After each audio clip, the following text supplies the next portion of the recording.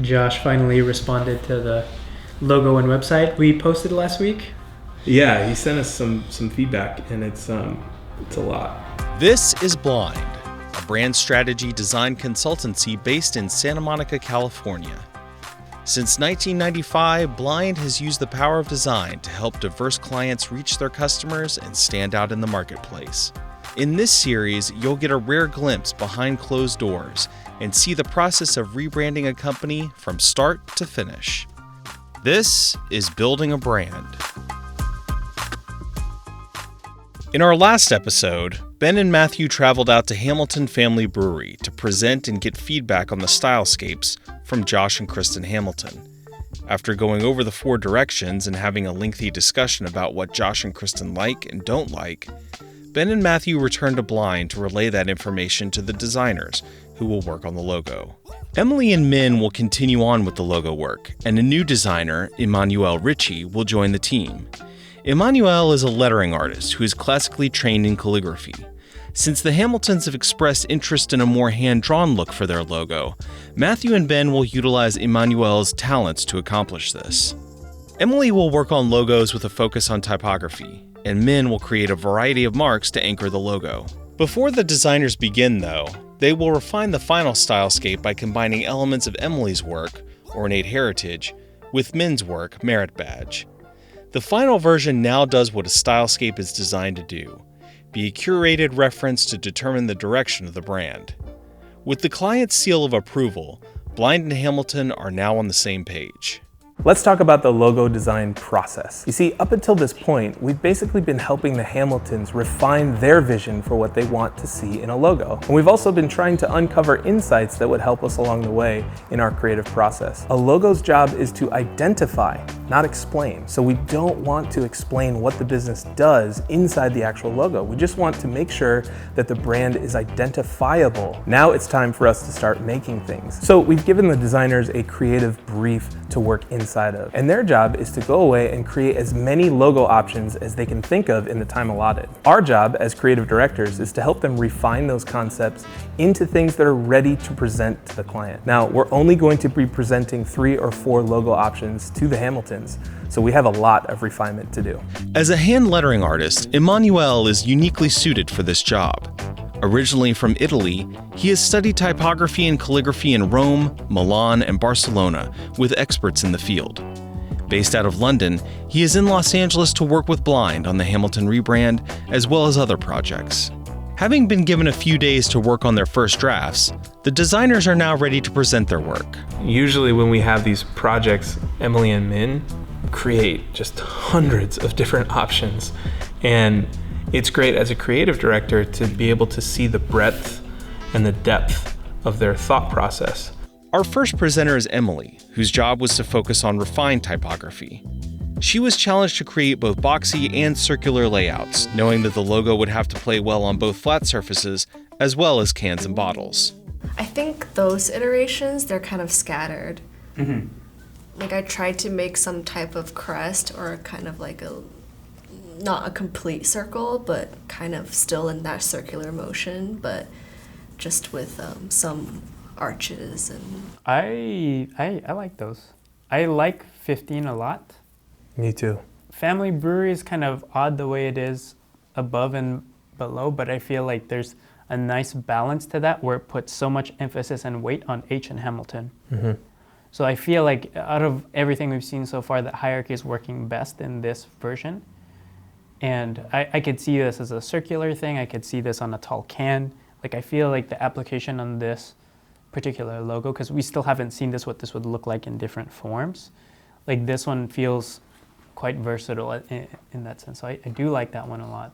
Yeah, because it feels like what you could do is literally drop Family Brewery, California, 2014, and just have the H in Hamilton for a small lockup. Can we scroll up to like number 5?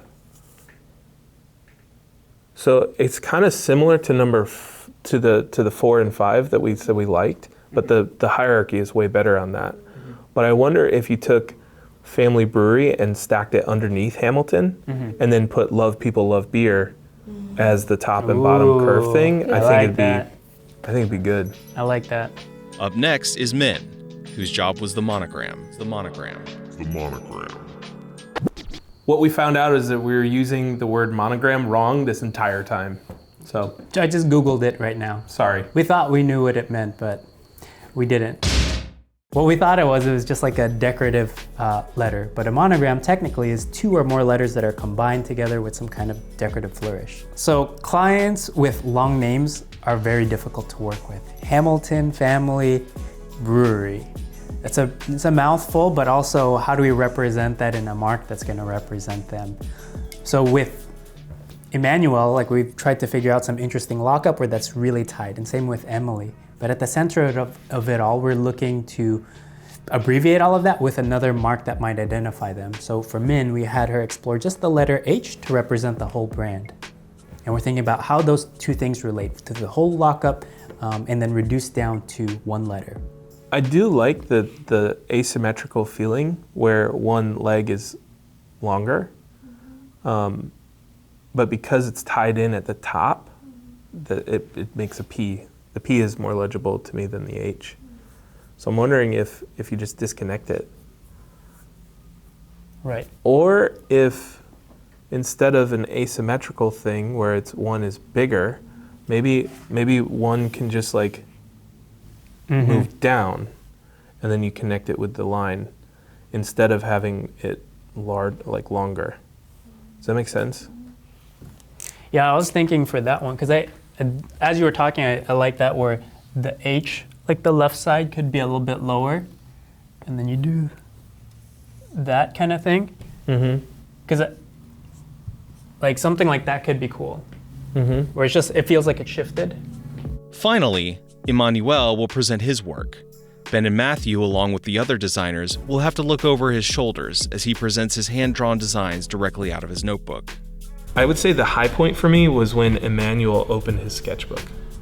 Because I had been kind of eyeballing, like peeking at Min's and Emily's screen throughout the week and giving them little pieces of advice here and there. I'd literally not seen anything Emanuele had done. And his skill with the pen and paper and the way that he constructs his lockups, it's just awesome. And so as soon as he opened his book, I was like, Hey, this is pretty cool. This is a nice lockup. This gives a nice, interesting way to frame this, the H right there. I think these are competing a little bit as far as the size. So I wonder if the H could be much smaller inside a circle, or vice versa, like the H is really big, and then the other things are more secondary to that. But this is pretty cool. I like this. Like I like that it feels closed up. It looks a little different than what we've seen. I didn't want to go too crazy with flourishes and swooshes. So when I did that, I wanted to keep it symmetric in order to like maintain the balance, you know. Yeah, totally. Yeah, that's why I like those ones where it feels closed up. I feel like for this one right here, like I like the angle. The only thing I feel like the letter forms right now, because they're rounded, it doesn't carry that rich heritage for me, at least on first glance. Yeah. I'm not saying that I can't get there, but that's just my initial feel when I look at this, especially the rounded A right there. Yeah. Right? There's something about that letter form that, I don't know, I don't read heritage when I see that, but there's something cool. Like there's a different kind of, like old American style that there might be something there. Just, I haven't collected my thoughts on that. I think out of all of them, these two are my two favorites. I like this lockup. I'm concerned that this might be it kind of makes it a little bit too busy. Yeah. So I'm wondering if we could lose the lower part of that circle and instead bring RCCA and just do kind of like a 2 dot there. And then also the bulge on these two, it's a little extreme. So I'm wondering if we could rein it back a little bit. Yeah. You see the Camp Chimney Bluffs? Yeah. It's just slight, Yeah. you know? So I would probably want to emulate that just a little bit. And in your iterations, I would kind of explore, I really like the multi-typeface design, but I would also explore pulling this in the same typeface. So once we're looking at I want to say probably 10 to 12 really, really good concepts. We'll cut that down to probably 4 options and then start doing mock-ups. And this is where we'll take the logo and we'll actually put it in real life situations so the client can see how it performs in the world. So we'll mock it up on a beer bottle or a beer can. We'll put it on the side of a building so that you can see it in really, huge scale. We'll put it on a bottle cap so they can see it in very small scale. They'll be able to see it in black and white on black. And we just want to be able to walk the client through how each concept will live and breathe if they choose that one. After the initial presentations, Matthew and Ben decide to put extra focus on Emanuele's hand-drawn version of the logo. That was the one redeeming thing that they liked from the daring artisan direction. That was the only thing that they liked about it. Yeah. Which is it's handcrafted, and they loved the idea of that. So I think when we got Emanuele on board and he started doing these things, I was like, wow, okay, that's perfect. We got to double down on that. We got to chase that even further and maybe even recommend that because the results are so beautiful. The accent lines may be a little bit busy here in these corners. Okay. So maybe lose the one in the middle there and there. Yeah. I don't know that you need them though, to be honest. Now that the more I look at it, I think these are good because it continues this Yeah. to the edge of the lockup, but I think that this one you might not need lines. So when you vectorize it, let's play around with it. Okay. Let's test both. Regarding the monogram at the top, the H, there's something cool about this. Like that diagonal. I know we were looking at some of Min's stuff last week, but there's something kind of cool about this angle. So it might be worthwhile to see, once you do a more cleaned up version of that, explore what that H looks like. I like what you're doing, cutting the H at the bottom right there. Yeah. I don't know if the slope on that crossbar is working the best. So that's why it might be nice to see what that looks like. I know it might break some of the symmetry, but it might be interesting to see. One thing too that I'm starting to see with the H on there, which is, maybe I'm just imposing so much of a meaning in there, but it looks like a bridge to me, which is kind of cool. There's something there. I know last week I brought up with Min stuff. It's I'm starting to see some imagery and I'm imposing that, but there could be something cool about, bridging people with beer, right? We can make up something kind of cute or something kind of interesting there. Yeah. With the work of the designers refined, Ben and Matthew take another trip out to Rancho Cucamonga to present the work to Josh and Crysten. So the way we'll go through this is you'll see the logo. You'll see the way that we've implemented it in a couple of different sizes. And then you're also going to see mock-ups. And the mock-ups are purely mock-ups. We just want to demonstrate how the logo looks in real life situations. Okay. There's nothing designed for your brand. So if you see something that you like, we can obviously pursue that, but we're not pitching this as, a final implementation of the logo. That comes later. Okay. The first logo Matthew and Ben present is Stamp of Approval. It uses industrial typography combined with overprinted colored elements to achieve a vintage, utilitarian design aesthetic. The goal of this direction was to create a heritage look and feel for the Hamilton Family Brewery brand. The Good Luck Horseshoe, the second logo design presented, was the hand-lettered direction from Emanuele. This approach embraces the DIY qualities that represent Josh and the Hamilton brand. The chunky and rounded features of the logo are meant to feel warm and welcoming, to reflect the experience one might have at the brewery. The third logo, Bridging the Gap, gives contrast to the previous direction. This logo was created by Emily and is more refined in its approach.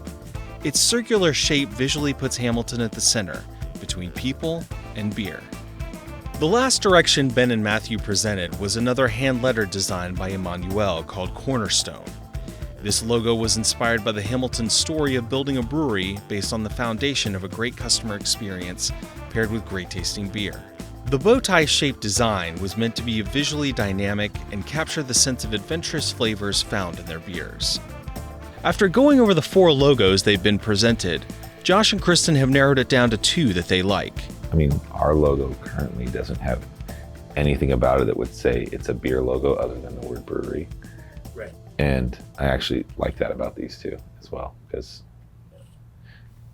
Oh, you mean like it's not a it's hop? not like there's not like a hop somewhere, because I feel like that's the easy thing to go. Yeah. And there's only so many ways you can draw a hop. Yeah, with identity design, we never want to explain. We always want to identify. Ben and Matthew had all 4 logos printed out so that they can look at them side by side. But since Josh and Crysten are leaning towards the hand-drawn ones the most, Ben brings those out for them to look at and give reactions to. I'm torn. I'm not that, because I feel like I feel like if we pick this, it's like, there's a thing I like about the horseshoe one. Maybe it's hearing it as a horseshoe, but it's like calming and like a slow day on a ranch or something. And you could brand a horse with it, and it could be like a family farm, which I love that. But like that one makes me want to get up and do things like that. The other one, which is fun and exciting, and I don't know how, but I like those two things. So what I don't think they can coexist. What represents us and our company, or who we want to become more? I think it's both, Yeah, I know. That's Yeah. Because I think you enjoy beer in multiple settings. Like you can go out hiking, fishing, Totally. go to the beach, adventure, but then also you drink it on the front porch or in the backyard. If you could picture this painted on the wall in the brewery, maybe behind the bar, which one would look better there? Which one would feel more at home? Probably the circle one. Yeah. Yeah, just maybe tweaking the H so that random thing I get where it looks like a 2 or something, or a Z. It might just be the intensity of the slope, or I don't know. It's not even that steep, but maybe it's just the chunkiness of the 2 legs, like their closeness. With the direction chosen, Emanuele's hand-drawn rounded logo, the next step is finalizing colors. These colors won't just be used for the logo on a beer can, they'll also be utilized through all of Hamilton's design and merchandising. For me, it's tons of so there's some practical stuff, like, okay, we probably only have 1 wall in the brewery, maybe 2 that we could put a big logo on. Do we really want it to be dark blue? Will that make it feel too dark there? So there's those things that maybe my brain goes to as a business owner, or do we have to buy new chairs, or can I get seafoam green bottle openers? Make those, so there's a practical side that I think really can stifle the creative side, that I have to have Emmy as a business owner. So to have someone who can just design with none of those strings attached, it's cool. It's helped me to think about things in a different way, or to have someone else who can see beyond the practicalness and just the actual design is fun. So when I think about colors, my first instinct is oh, that's going to be easy to order, or because they do that. Yeah. A dark blue shirt is great. Yeah. A seafoam green shirt, maybe not. I liked the yellow and the blue up on the. Yeah, I felt it's weird because I felt like last time we need more blue. What's the color? And then now we're yellow's awesome. I like how. Totally. So, this is it's not a navy.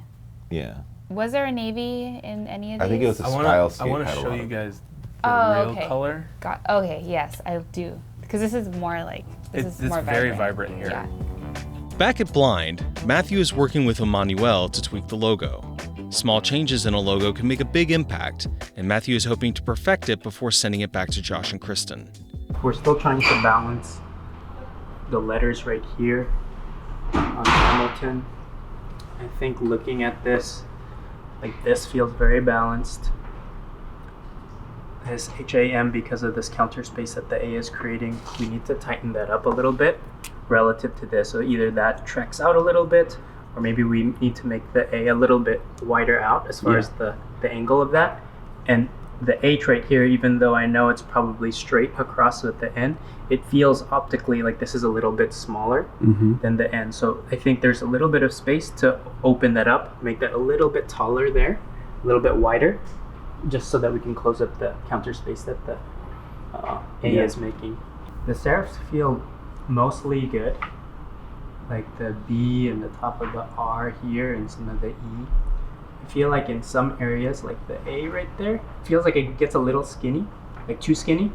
So I just want to fix some of the inconsistencies as far as the smallest a serif can be. I want to make sure that those are fairly consistent, because right now it feels like we have a pretty big range of thicker serifs and then thinner serifs, but it doesn't seem consistent across the application. Emanuele has worked to get the logo as tight as possible, and Ben has sent off this revision to Josh and Crysten. While feedback is rarely instantaneous, Matthew and Ben wait over a week to hear back from the Hamiltons. A long wait time with no communication is one of the most difficult things a project lead can go through. It's not a quick, "you've done excellent work," nor is it a thoughtful, "we'd like to see some changes."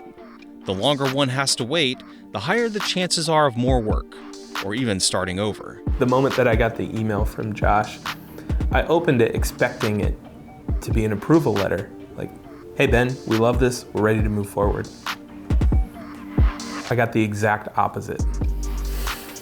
A little curveball. Well, let's start with the logo, because logo, when we last presented to them, we went to their office. Yeah. We thought it was in a great spot. They had chosen one that they felt really good about. Yeah. And then they wanted us just to do a little cleanup and tweaks to the monogram at the center.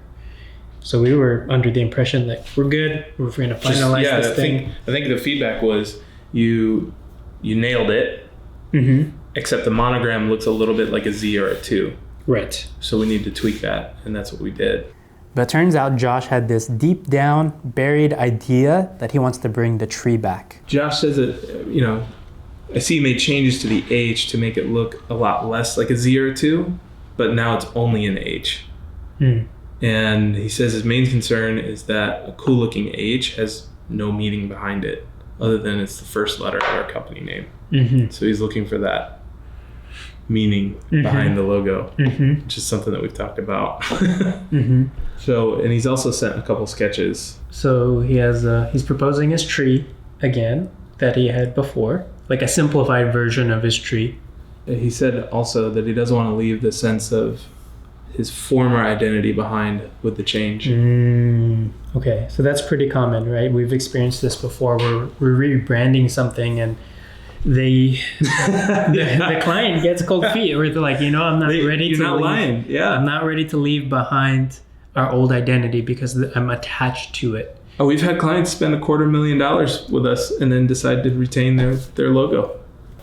So for me, I feel like we need to hop on a call with them and figure out where this is coming from. Yeah. Because if it is, it's like, hey, I can't see our brand without this tree, or, I just really dislike the monogram you guys designed. Like, I just want to know what's fueling that. Yeah. Because he kept everything else intact. Yeah. So we're still, 85% there. He has some other thoughts on it. Because look, he has a monogram here too. Another H. Did he justify what that thing? Yeah, so it says the arch forms a lowercase h and looks like a door. And then this looks like a roof, this kind of angle. So he's looking for a double meaning in either way. I see. He's looking to still illustrate something with that. Yeah. So I think we just need to unpack his motivation behind this a little bit more before we proceed with anything. Right. I think that's essential, because we've also taken this logo and applied it in a whole system. So when we presented the second round, we actually executed the whole system.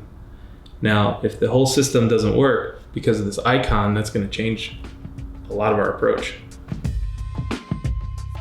On our next episode, Ben and Matthew will have to take a step back and rethink the design of the logo. With only one revision left, there's a significant pressure to get this right, so that Josh and Crysten don't have to go outside of the contract they have with Blind. With Josh wanting to bring meaning back into the logo, how will they proceed? Find out next time on Building a Brand. Did you enjoy this episode? Did you like one logo design over the other? Did you agree with all the decisions we made? Let us know in the comments section below. If you want to learn how to level up your logo design, check out the links in the description. As always, don't forget to like, comment, and subscribe, because it really helps us out. We'll see you on the next episode of Building a Brand.